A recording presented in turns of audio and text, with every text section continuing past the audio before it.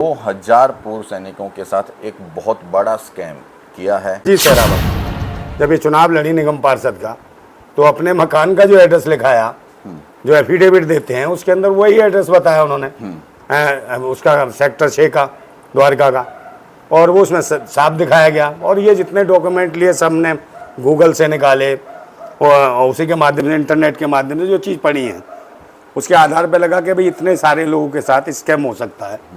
उसके साथ सेटलमेंट हो गया, कुछ को डरा दिया गया और कुछ के साथ अभी बातचीत चल रही है। इनकी स्थिति ऐसी, तो इसका मतलब जो लीडरशिप कर रहे हैं ये लोग, आपके यहाँ ये घोटाला हुआ, इसके संदर्भ में आपने क्या कार्रवाई करी? क्या आपने आवाज़ उठाई, उनके पैसे दिलवाने की कोशिश करी? सवाल का जवाब पूछ रहे हैं, जवाब नहीं दे रही। अरे उससे तो है नहीं, हम डरा ले, फायरिंग भी कर दे कोई तो नहीं डरते हम है। और हम ये भी कह रहे कि भाई हम तो अपने डिफेंस में कल बचाव करेंगे, तो फिर मत कहना कि कुछ हो गया। ये जवाब देना पड़ेगा। ये पैसा गया कहाँ, कितने पूर्व सैनिकों को तुमने दिया, कितनों के साथ सेटलमेंट हुआ, और फिर ये सेटलमेंट करने की जरूरत क्या हुई? क्या इसमें घोटाला हुआ जो सेटलमेंट किया? यानी 420 हुई थी ना।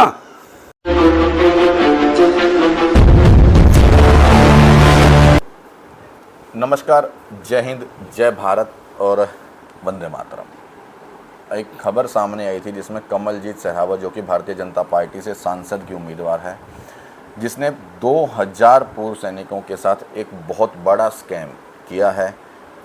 उस मामले को उठाया था नरेंद्र नंदा भाई राजपूत ने। अभी पता लगा कि इनके ऊपर एफआईआर कर दी है। एक वीडियो सामने आई थी जिसके अंदर वो कह रही थी कि मैंने एफआईआर कर दी है। इस पूरे मामले के ऊपर अब क्या एफआईआर हुई है, किन धाराओं में हुई है, और अब उस एफआईआर को लेकर के नरेंद्र नंदा भाई किस तरीके से आवाज़ उठाएंगे, एक बार इस विषय पर बात करेंगे। बहुत बहुत स्वागत है भैया। आपके ऊपर एफआईआर हो गई है, मैडम ने बोला। मेरे कोई जानकारी नहीं है और ना मेरे पास ऐसी कोई सूचना है, और हो गई है तो भाई मेरे तो आपने भी देख लिया होगा। अरे भाई मुझे नहीं पता उसमें क्या है क्या नहीं। मैं कोई डकैत तो हूँ नहीं, मैं कोई आतंकवादी तो हूँ नहीं, ना मैं किसी सत्ता में बैठा, ना विधायक रहा, ना सांसद रहा। मैं तो नॉर्मल इंसान हूँ। और जो देश की नेता रही या प्रदेश की नेता रही, चाहे महापौर रही हो, चाहे निगम पार्षद रही हो, तो उसकी जिम्मेदारी है कि उसके एड्रेस पे इस प्रकार के कार्यक्रम कैसे होते रहे। सिर्फ मैंने सवाल भर पूछा है ना, सवाल पूछना। जानना चाहूंगा कि वो किस मुद्दे पे आपने आवाज उठाई थी और क्या हुआ है उस पे? भाई उनके एड्रेस पे जो बनाई गई थी, वो जो एक डेवलपर्स करके कंपनी बनाई थी जी, उसके माध्यम से डीडीए के फ्लैट देने की बात की थी। इसमें पूर्व सैनिक 2000 सैनिकों ने, जिसे कम से 40 पता नहीं 50 40 या 35-40 लाख रुपए का फ्लैट देने की बात की गई थी, जिसका एडवांस बुकिंग 10 लाख रुपए की गई। ठीक है। तो उसमें लगभग 4000 के करीब लोगों ने करे। इसमें 2000 पूर्व सैनिक थे। ठीक है। बाकी पूर्वांचल के लोग थे, उत्तर प्रदेश और बिहार के लोग थे, महिलाएं भी थी उसमें जो। तो उन्होंने 10-10 लाख रुपए दिए। उसके बाद डीडीए के नाम पे ये गोरख धंधा चलाया जा रहा था। तो जब डीडीए को मालूम हुआ तो डीडीए ने बाकायदा एक प्रेस रिलीज जारी करी अखबारों के माध्यम से, उसमें छपा के डीडीए किसी भी प्रकार के ऐसे कोई फ्लैट नहीं दे रही है किसी को। अच्छा। उसके बाद इनमें भड़कम मची। तो भड़कम मची तो इनके जो कंपनी बना रखी थी उसमें से आनंद फानंद में इस्तीफा दिया राजकुमार सहरावत ने। अच्छा। और फिर उसके बाद जो भी थे इनके थे रिलेटेड ही या रिलेटेड थे कुछ भी थे, मगर जहाँ पर ये जो है कमलजीत सहरावत, जब ये चुनाव लड़ी निगम पार्षद का, तो अपने मकान का जो एड्रेस लिखाया, जो एफिडेविट देते हैं उसके अंदर वही एड्रेस बताया उन्होंने, उसका सेक्टर 6 का द्वारका का, और वो उसमें साफ दिखाया गया। और ये जितने डॉक्यूमेंट लिए सब ने गूगल से निकाले और उसी के माध्यम से, इंटरनेट के माध्यम से जो चीज़ पढ़ी है उसके आधार पे लगा कि भाई इतने सारे लोगों के साथ स्कैम हो सकता है। इधर 100 करोड़ का या 2 करोड़ का केजरीवाल के नाम से या मनीष सिसोदिया के नाम से, संजय सिंह के नाम से, ये करके उन पर आरोप लगा कि उन्हें जेल में डाल दिया जाता है। तो इस महिला को क्यों नहीं छोड़ रखा भाई? और अगर उनके एड्रेस पे ऐसा कुछ हुआ तो इन्होंने मदद क्यों नहीं करी भाई उनकी? नहीं, उन्होंने 2000 पूरी एफआईआर करवाई है उनकी। मैं किन की? जिन्होंने ये गलत काम किया। किन्होंने कब किया काम गलत? इन्होंने कब कराई एफआईआर? ये तो उसको खत्म कराने के लिए वो जाती रही, इसको क्रश कराने के लिए इन्होंने कई बार गई हैं, तो वो भी नहीं हुआ इनसे। उसके बाद इनके पति थे भाई, उस पे पति के ऊपर मुकदमा दर्ज करा देंगे। राजकुमार सहरावत इनके पति देव हैं, तो उन पर मुकदमा दर्ज करा देंगे।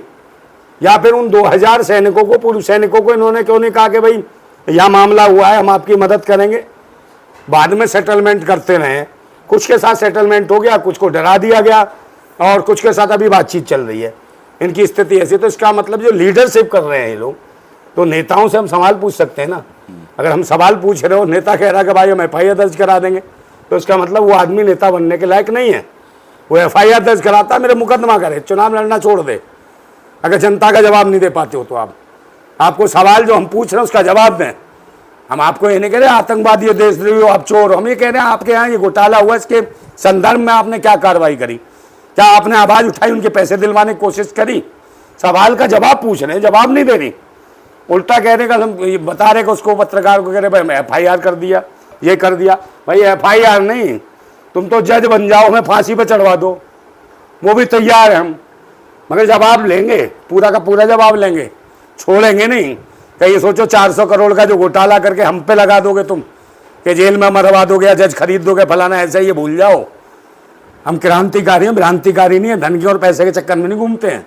डरते होंगे जिन्हें लालच होगा पैसे का, गोली मारनी है तो यहाँ मारना, यहाँ हिम्मत है तो यहाँ मारी हो। क्रांतिकारी हूँ, फिर एक बार कह रहा हूँ, जो कमा रखा है ना यूज करने लायक नहीं रहोगे। किसको छेड़ रहे हो ये सोच लेना, किसी लालची को छेड़ रहे हो, किसी पाखंडी को छेड़ रहे हो, किसी को अपने स्वार्थ को जो जी रहा हो उनको छेड़ रहे हो, है उनसे, उन्हें डराने की धमकी देना। यहाँ रोज के काम है, सत्य के लिए लड़ते हैं, सत्य में जयते कहते हैं, और ये नहीं कि गुमराह करें किसी को। और डरते तो है नहीं, हम डरा ले, फायरिंग भी कर दे कोई तो नहीं डरते हम, है। और हम ये भी कह रहे कि भाई हम तो अपने डिफेंस में कल बचाव करेंगे, तो फिर मत कहना कि कुछ हो गया, फिर उससे कोई नहीं बचता। जब डिफेंस में हम बचाव करते हैं तो फिर ढंग से करते हैं। और कहीं कोई ये सोचे कि हमने पता नहीं क्या कर दिया है, तुम लाइजनिंग कर लेते हो, टिकट फिकट की नेताओं को मना लेते हो कि सबको आपस में। हम क्रांतिकारी हैं, राष्ट्र में गरीब से गरीब व्यक्ति के लिए उसकी आंख का आंसू पहुंचने के लिए खड़े हैं, इसलिए पैदा हुए हैं हम लोग। इसलिए नहीं हो कि तुमसे डर जाएंगे कि हम ये हैं फलाने हैं। इनको तमीज नहीं बोलने की, यार यार करके जो बात करते हो वो क्या करेंगे देश के लिए, हैं? वो समझाएंगे कि हमें FIR दर्ज, हम सवाल पूछो तुम FIR दर्ज कर दोगे। मैं बैठा था क्या महापौर की सीट पे, मैं निकम पार्षद था क्या वहां से, या मेरे एड्रेस पे था वो जो कंपनी बना रखी थी, तो मेरे पे FIR दर्ज होगी या किस पे होगी? ये सोचने का विषय। तो बुद्धि से, विवेक से बिल्कुल ही डिस्टर्ब लोग हैं।